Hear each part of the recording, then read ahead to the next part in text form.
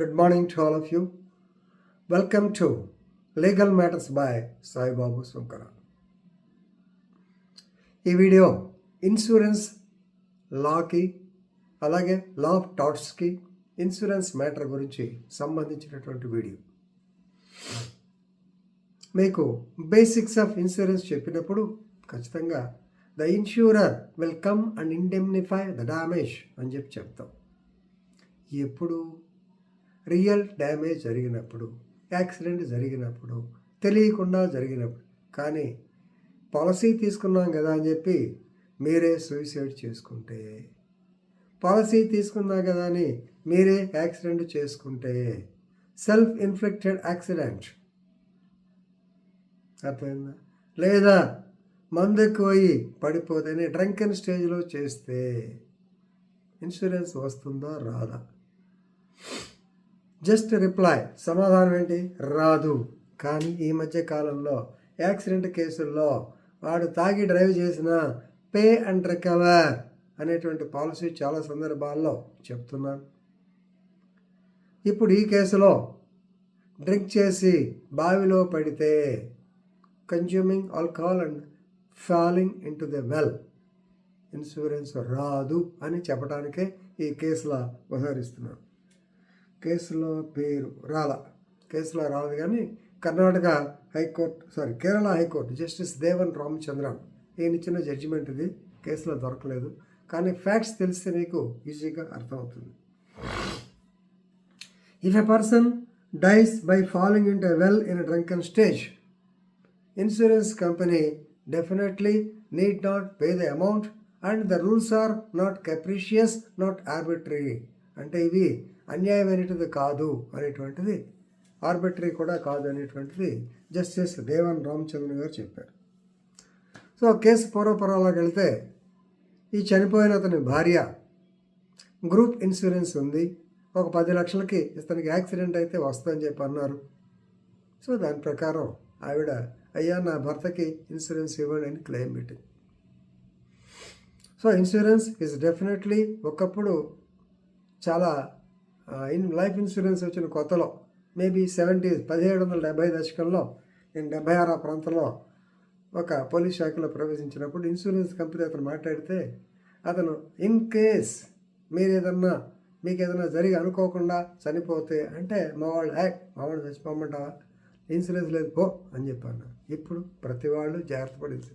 ఎందుకని ఏదన్నా ఈవెన్చువాలిటీ జరిగితే డెఫినెట్గా ఇన్సూరెన్స్ ఉపయోగపడుతుంది అనే భావనలోకి అందరూ వచ్చేసారు. ప్రతి వాళ్ళు ఇన్సూరెన్స్ తీసుకుంటున్నారు. అలాగే కొన్ని political parties like Janasena, Telugu Desam, YCP కూడా ఉందో నాకు తెలియదు కానీ ఈ పార్టీలంతా గ్రూప్ ఇన్సూరెన్స్ స్కీమ్ తీసుకుని వాళ్ళలో ఎవరైనా యాక్సిడెంట్ అయితే ఒక 5 లక్షలు 10 లక్షలు ఇస్తున్నారు. సంతోషం, దాని గురించి మనం చాలా మంచి పని అది, ఎవరు చేసినా మనం ఒప్పుకోవాలి. కానీ ఇన్సూరెన్స్ కోసం ఇలా క్లెయిమ్ చేస్తే తాగి పడిపోయినట్టు ఎవడన్నా ఇస్తాడా? ఇవ్వడు. ఇది జనరల్ న్యూస్. మళ్ళీ ఇంకొకసారి ఈ కేసులో కూడా వచ్చింది. సో ఈ అమ్మాయి వాళ్ళ ఆయన మామూలుగా బావి మీద అంటే బావి తగిలి బావిలో పడి చనిపోయాడు అని కేసు పెట్టింది. కానీ దర్యాప్తులో అతను తీర్థం సేవించున్నాడు అనేటువంటిది రుజువైంది. పోలీసు వారు బాడీని పోస్ట్మార్టం పంపించారు. అలాగే కెమికల్ అనాలిసిస్ కూడా చేశారు.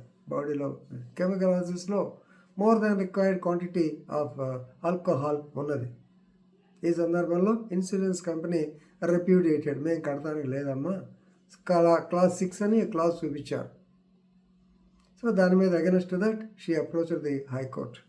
సో హైకోర్టులో ఆర్గ్యుమెంట్ చేసేది ఏంటంటే, మొట్టమొదటి 6th క్లాస్ చూద్దాం, షెడ్యూల్ 6.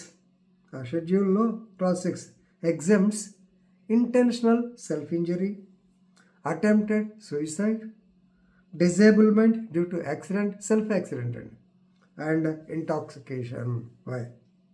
సో కాబట్టి ఇన్సూరెన్స్ ఏమంటాడు, he was under the influence of alcohol. That to influence of alcohol అంటే he was not able to control himself. Right. అలాగే దీనిలో జీపీ గారు, ద ఇన్సూరెన్స్ తరఫున జీపీ గారు కూడా ఈ produced the chemical analysis report which indicates not మామూలు casual drinking but heavy intelligence and he was not able to control himself. ఇది మరి ఈమె తరఫున వీడియో తరఫున అతను ఏం చెప్తాడు, no your honour.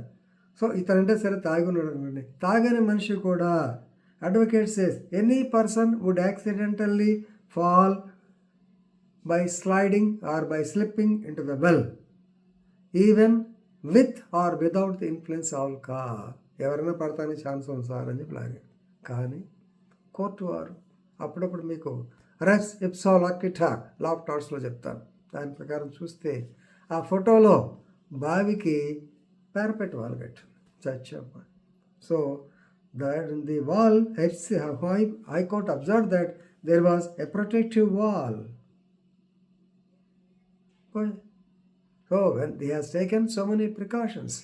So a man cannot fall into the well incidentally or accidentally unless he uses or unless there is application of force or unless there is intention.